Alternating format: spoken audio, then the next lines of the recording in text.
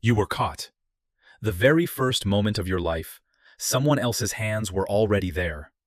A chimpanzee reaches down and catches her own baby with one hand. A horse foals alone in a field. Within the hour, the foal is standing. Your mother couldn't do either of those things, and the reason she couldn't is the same reason you can understand this sentence. In 1987, an anthropologist named Trevathan at New Mexico State University published a book that reshaped how scientists think about human birth.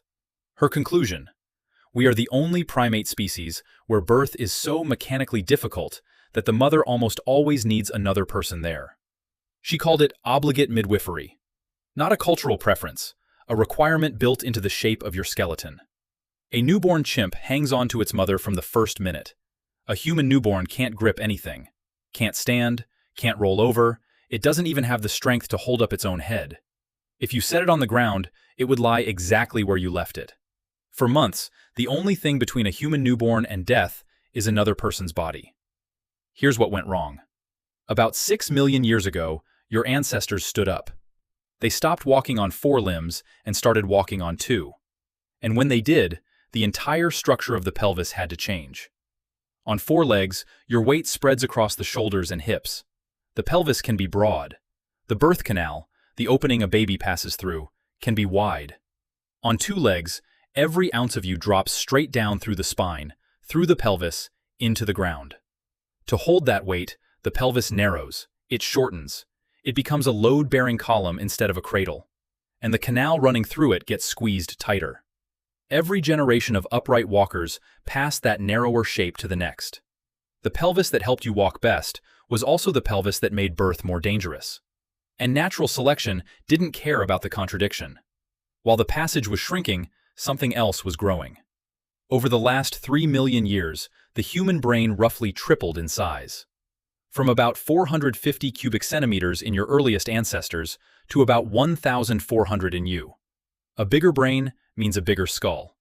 And that skull has to fit through that canal. 2 walls closing toward each other. One pushed inward by gravity and walking, the price of standing up. The other pushed outward by the brain that would eventually let you speak, plan, and build cities, the price of being smart. Both forces acting on the same few inches of bone, and neither one could back off. Evolution doesn't have a reverse gear. Across hundreds of thousands of years, millimeter by millimeter, the space got tighter and the cargo got bigger. Walking upright, thinking big, both nearly killed us. So evolution found a workaround. It made the baby rotate.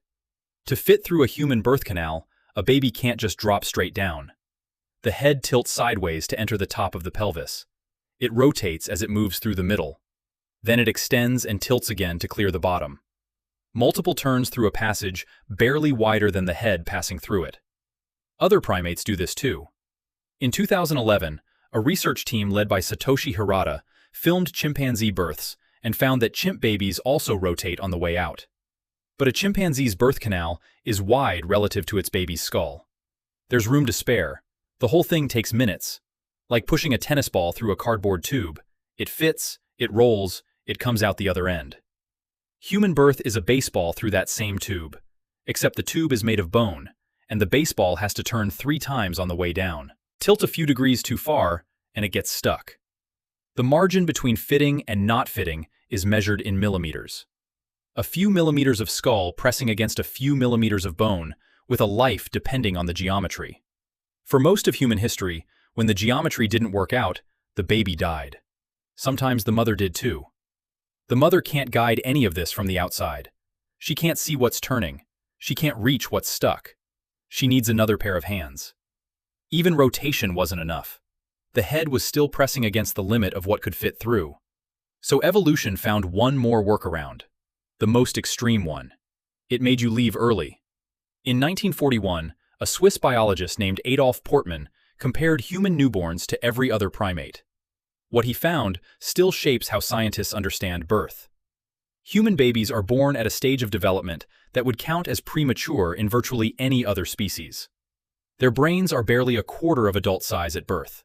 In every other great ape, the newborn arrives with enough development to cling, to orient, to begin navigating its world within hours. Human newborns can't do that for months. They arrive with a brain still wiring itself together, months away from basic motor control. Portmann called it secondary altriciality.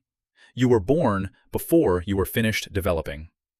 Your brain, the organ that would one day let you read, fall in love, and remember your mother's voice, was already too large for the exit. Any bigger, and you wouldn't have made it out. The same brain that makes you human is the brain that almost didn't fit. You were born unfinished, on purpose, because the alternative was not being born at all. The day you were born, all of it was happening inside your mother. A pelvis narrowed by 6 million years of walking upright. A skull swollen by 3 million years of growing brains. A baby rotating through a passage almost exactly its own size, arriving before it was ready, because it had no choice. And someone was there. Someone's hands guiding you through a passage your mother's body could not navigate alone. It wasn't hospital policy. It wasn't tradition. It was 6 million years of physics, resolved, barely, by the presence of another person. The same deal every time, for hundreds of thousands of years. It's the oldest arrangement your species has, older than language, older than fire. One body in crisis, and another body's hands. Scientists still argue whether the real bottleneck is the pelvis or the mother's metabolism. But the hands don't change. Somebody had to be in the room. Midwifery, someone being there when a baby arrives, appears in virtually every human culture ever recorded.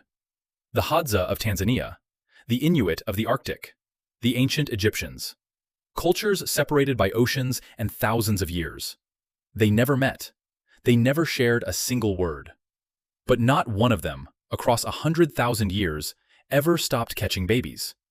Because without that person in the room, there is no next generation.